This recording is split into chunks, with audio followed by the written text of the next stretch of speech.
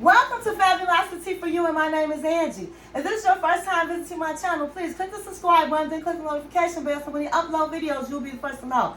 Like this video and make a comment. This channel is about fashion, relationship advice, and lifestyle. If this is not your first time visiting my channel, well, welcome back, my queens, and welcome to the kings out there. And welcome to all of my fabulous ones and my fabulous ones that have been with me. Welcome.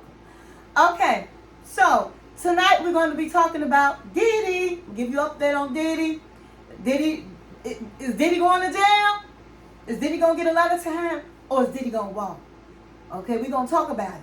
But before we get into all of that, I just want to thank everybody that gave me a birthday wish for my birthday. Thank you so much. I had a beautiful birthday.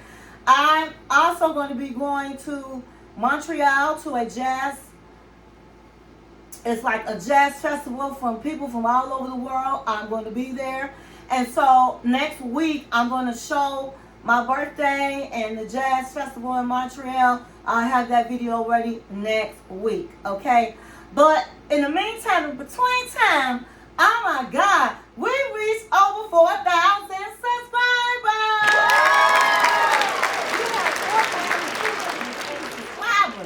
I said, for every 1,000 subscribers, I will be doing a giveaway. Honey, you guys are trying to take my money, honey, as I just had a giveaway. But I'm a woman of my word, so we will be doing a giveaway. Now, I'm going to be out of town, so I don't know if the rules to the video are going to come out this week, or if not, it'll come out the first thing next week, okay? But we will have one, and the rules will be coming out. I'm very excited. I can't wait to reach the 5,000 milestone. We're on our way to that. So I thank everybody that subscribed to Fabulosity For You.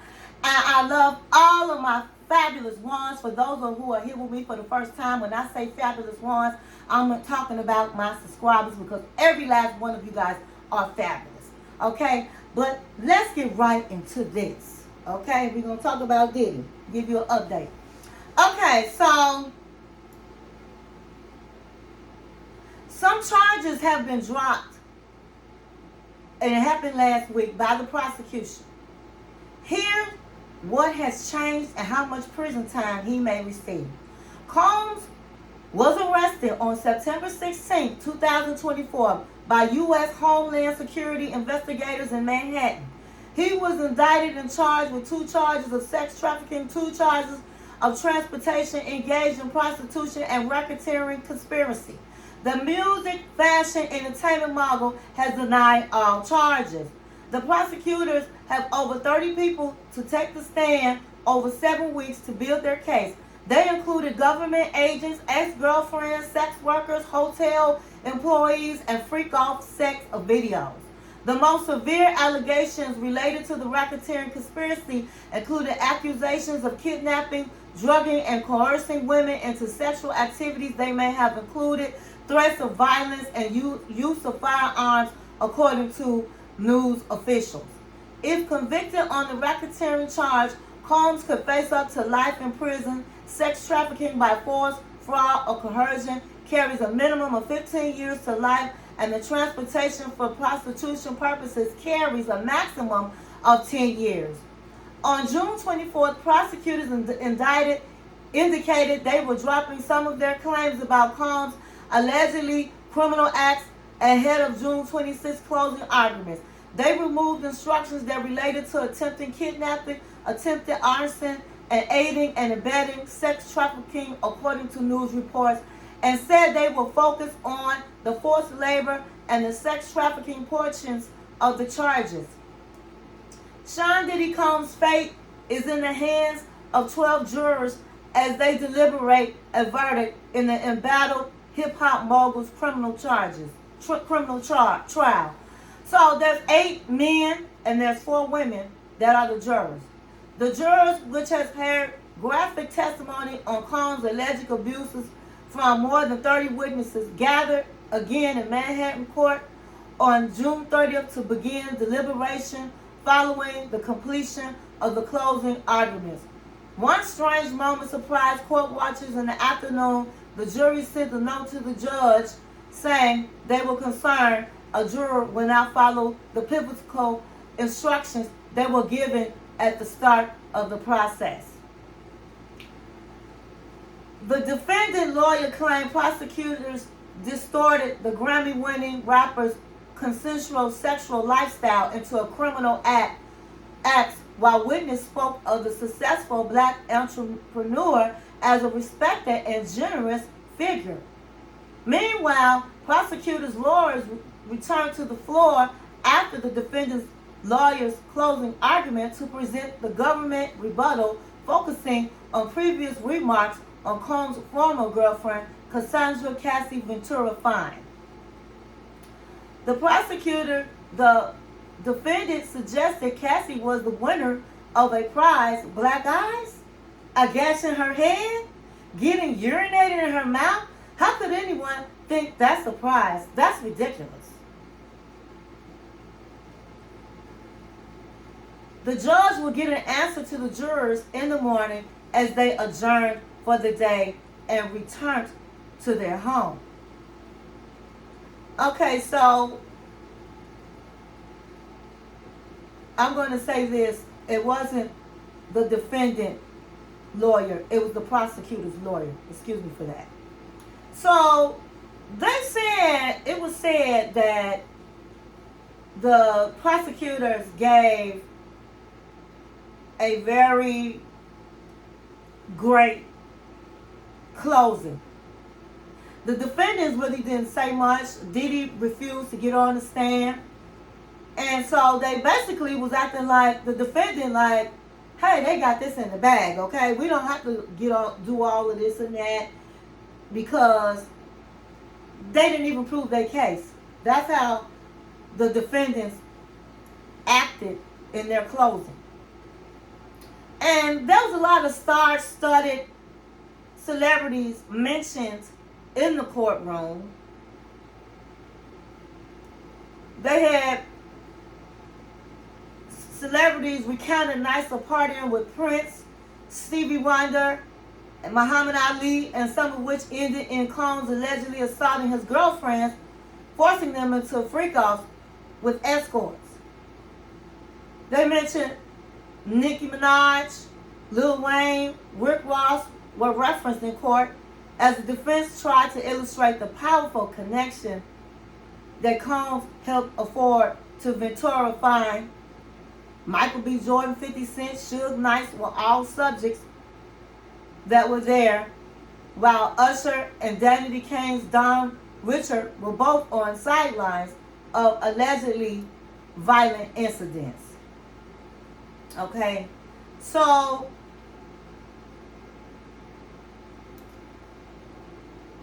they talked about when the juror said that they may not be able to follow the directions that the judge gave. And so the jury asked for the judge's guidance about one of the jurors who warned they may not be able to follow the judge's instructions about the law. Their note, which was read out loud in court, read in part, "We have a juror number 25 who was concerned and could not follow your Honor's instructions." Now, they didn't say why. They didn't say which part of the instructions. That was what was read.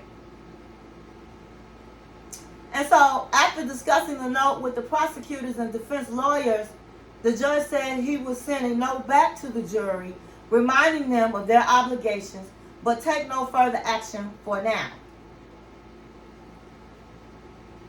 Juror number 25 described himself during jury selection on May 5th as a 51-year-old veteran who lives in Manhattan with his domestic partner, a freelance graphic designer. The juror said he has a doctorate in molecular biology and neuroscience and enjoys nature, documentaries, opera, and hiking. So, one of the instructions that they couldn't do was look at the news and social media and look up, and they can't watch anything about the trial or what Diddy was about or who he is or any of that. But come on, even though those are the rules, you know they done looked at TV and watched the news and been on social media. Now, Diddy stares down jurors as they receive instructions. Combs' sex crimes trial is now in the hands of 12 jurors as they kick off their deliberations. There is no time frame for their process, and any verdict must be unanimous. You can see it's long, but I'm going to try to make it interesting while I'm reading it, the judge said before launching into the instructions for the panel. He explained that if they believe Combs is guilty of his charges, it must be beyond reasonable doubt. Combs could be seen putting on glasses and looking directly at the jury box as they received instructions. He leaned back in his chair, legs crossed. Combs' family was seated in the front row, and his daughters could be seen whispering to each other. Now, during the closing, the twins were crying. His children were all in court, and they cried on the way out. They sat up and did a prayer with each other. They held hands. So it was really traumatic for the children to hear all the things that their dad did, and regardless of what is their father, and they love him and they prayed for him, and they were all upset and was crying. Now, it's a lot of people that think that Diddy is not going to get a lot of time, that the prosecutors did not do a good job of explaining their side of him being a racketeering and a sex trafficker. Yes, he had sex with sex workers that he flew in from different cities and paid them, but his defense is saying they were escorts, and there is a difference between an escort and a sex worker. An escort, you can call an agency, not that it's legal, but you can call an agency up and say, hey, I'm a businessman, I'm in town, I need a date for the weekend. Whereas a sex worker is just that they have sex and you pay them. So they was trying to argue the difference of that. Now, the bottom line is, he did pay a sex worker to cross to another city. He did do that. They did prove that. But did they prove that this man was selling women and all of the things and making them have sex? The women that they're talking about was his girlfriends, okay? Now, a lot of people feel like they sent texts, they showed texts between Cassie, Capricorn, his other girlfriend, and Jane Doe, having conversations like, hey, I got something sexy on tonight. I'm ready for our role playing. Like, this was something they like to do. They even showed texts where they all had freak-offs without Diddy. Okay? So the defendant is like, if he was coercing them, if he was making them do something, they was doing that all on their own. But without Diddy. Without Diddy. So if they was doing it without Diddy, that sounds like there's something they like to do. Now this is what the defense was saying. And a lot of people feel like, yes, he did beat Cassie bad. He beat her bad. That was wrong. But he's not on trial for that. He's on trial for sex trafficking and everything else I named. And a lot of people think they did not do a good job in saying that this man was a sex trafficker. Even though it is a law that says that. It's a mandate law. But that doesn't make him this big boss of this enterprising of sex trafficking and racketeering. A lot of people feel like this man was on drugs, and that that played a role in a lot.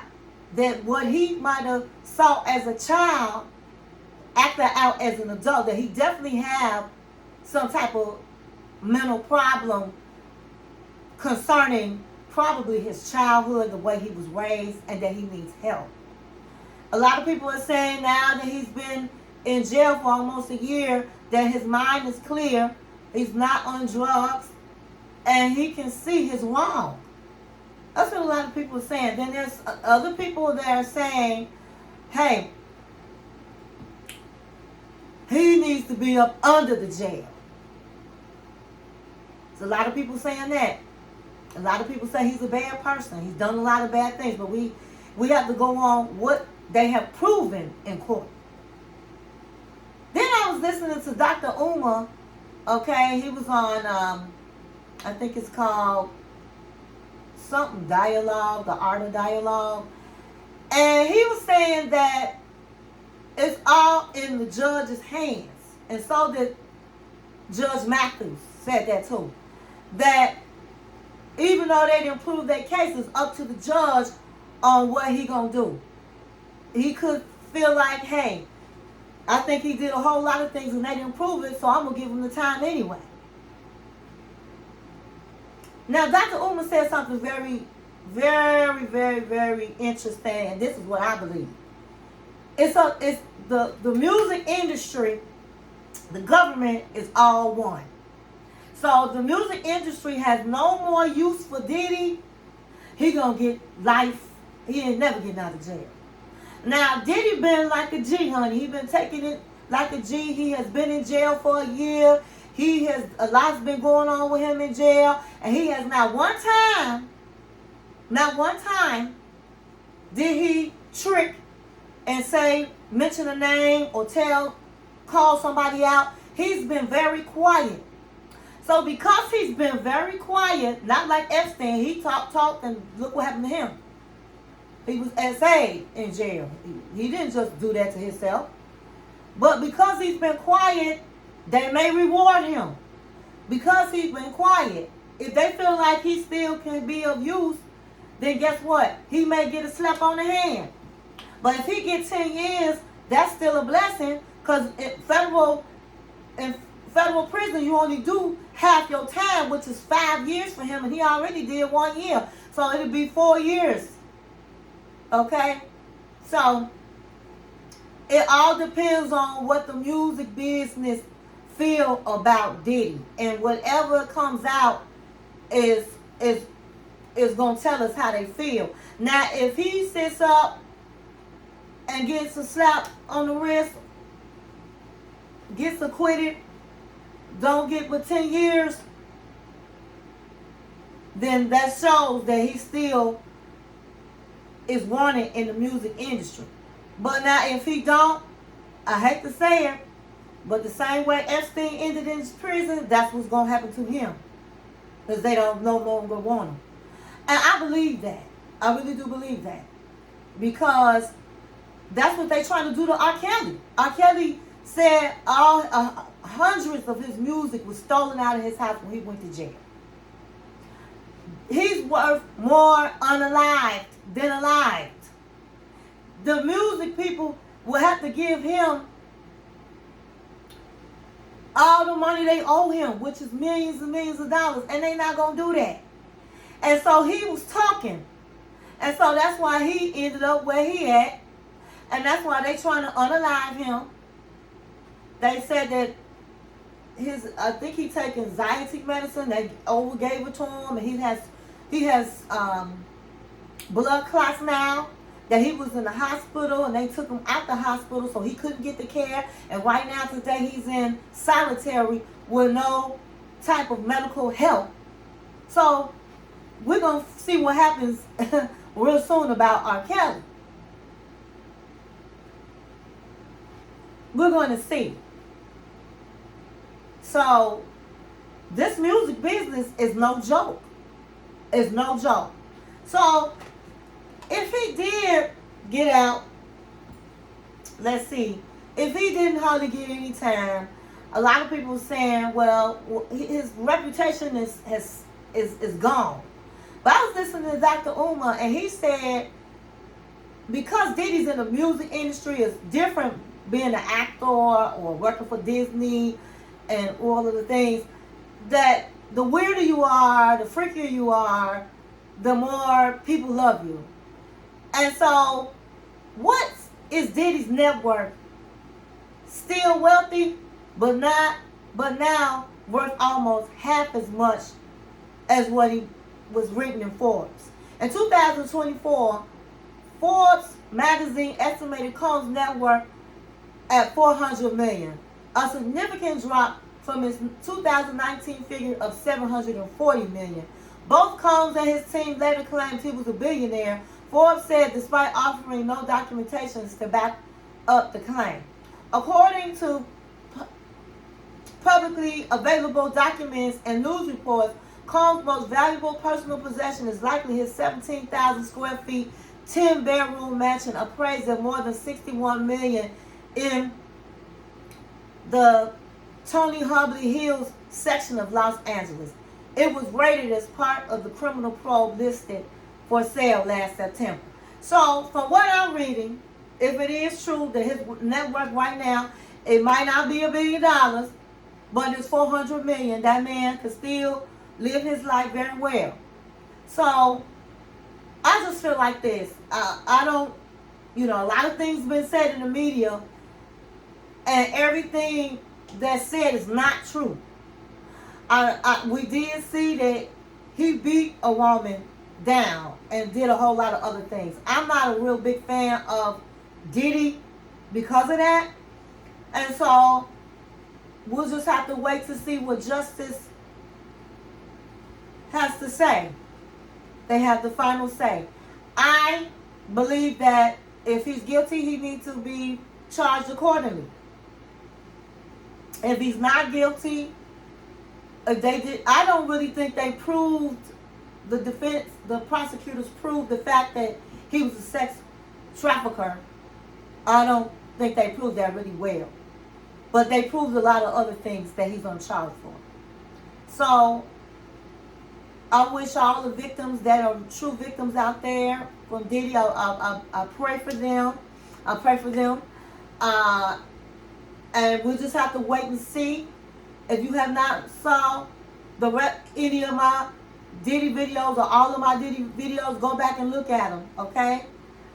I will be back here when I get more information. So in the comments, tell me what you think. Do you think he's going to get the time? Do you think that he's going to go to jail for life? Do you believe that the defendant, the prosecutors, really did what they needed to do to show that this man was guilty of racketeering? Put that in the comment. Now, the reason that they dropped charges was supposed to be because they know they didn't do a good job at making that a point of what he did. And so they don't want the jurors to be confused and say, well, I believe this, but I don't believe that. So they took that away, and they wanted to focus on what they really do believe. They did a good job at portraying what Diddy did. And so that's all I have. That's all I got. I will see you in the next video.